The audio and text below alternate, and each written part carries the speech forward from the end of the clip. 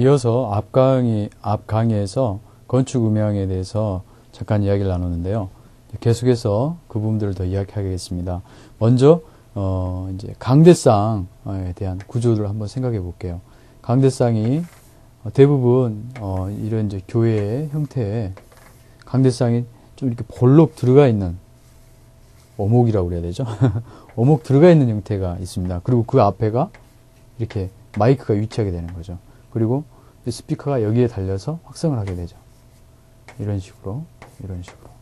근데 이제 이렇게 보면은 이 현상이 우리가 생각을 할 때 소리가 앞을 보고 이야기한다고 다 앞으로 가는 게 아니고요. 앞으로만 나가는 게 아니고 우리 소리는 동일하게 앞을 소리를 내지만 실제 소리는 뒤로도 간다는 거죠.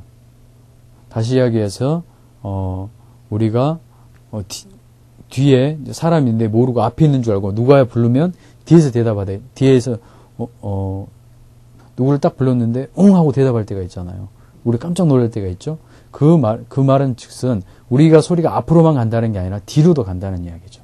따라서 우리가 여기서 스피치를 이야기를 했을 때 이 강대상 구조를 더 크게 해보면 이런 식으로 해서 강대상이 있고 사람이 여기 위치하게 되지 않습니까? 그럼 마이크가 이렇게 되겠죠. 수음이. 그러면 소리는 앞으로도 나가서 앞으로 나가서 마이크로 수음이 되겠지만 소리는 뒤로도 갑니다. 이런 식으로. 뒤로도 간다는 이야기죠. 그럼 뒤로도 가는 것이 다시 입사해서 다시 반사해서 앞으로 온다는 이야기죠. 이 포인트들이 다시 앞으로. 이런 식으로.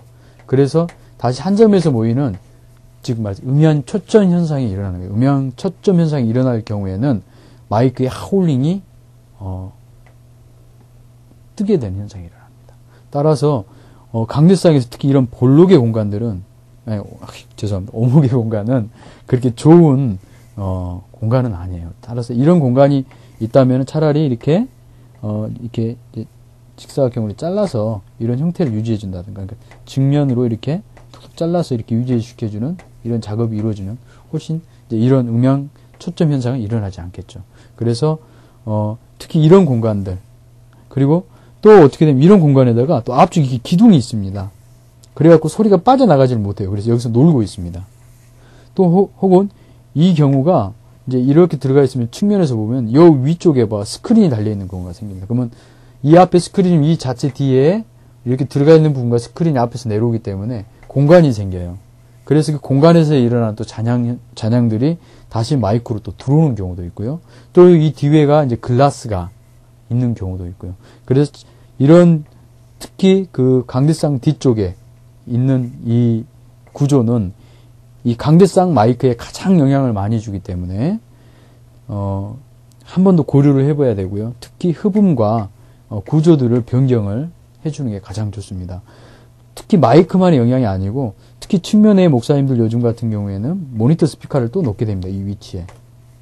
이 모니터 스피커를 위치했을 때 소리가 또 이렇게 치게 되거든요. 각자 이렇게 치게 되는데 그렇게 쳤을 때 다시 치고 다시 이게 공간에서 만들어져서 도는 소리 현상들이 또 나타나요. 그래서 오히려 더 마이크의 개인 값들을 더 깎아먹는, 즉 하울링이 더 쉽게 뜨는 그러한 현상이 일어납니다. 그래서 목사님 소리에 분명한 소리를, 그러니까 명료도 있는 소리를 픽업하지 못하고 오히려 그냥 볼륨을 줄일 수밖에 없는 상황이 일어나게 됩니다.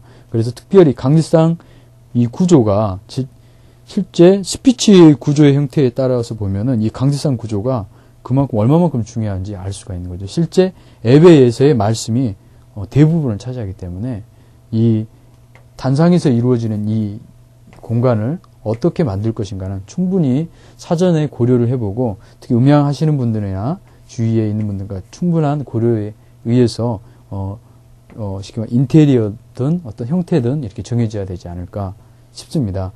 그리고 또 천장의 구조에 대해서 이야기를 하고 싶습니다. 천장 구조가 또 이런 식으로 도명식으로 되는 경우가 있어요. 그리고 측면은 또 일자 이런 형식이고요. 그래서 오히려 이게 강대상 이게 자석이 쭉 있으면은 소리가 다시 이게 치고 이게 떨어지는 현상이 일어납니다. 이런 식으로. 그래가지고 이렇게 이제 만나는 이런 현상에서 실제 가운데 다시 음향 초정 현상이 일어납니다. 또 이런 공간들, 그러니까 이런 음향 초정이 일어나지 않도록 공간을 형태를 정하고 그렇게 해서 부득불 이런 형태가 이루어졌을 때 흡음판들, 특히 흡음의 소재들이 높은 것들, 흡음판에 따라서 어떤 것은 저음을 흡음하고 어떤 것은 중음대, 고음대 이렇게 또 나눠집니다. 그래서 흡음판의 특성에 맞게끔 특히 공간에서 떨어지는 소리가 뭐 조역이 많다든가 그랬을 때 흡음의 성질에 맞게끔 특히 잔향의 성질에 맞게끔 그 흡음판을 선택을 해서 설치해 주는 게 가장 중요합니다.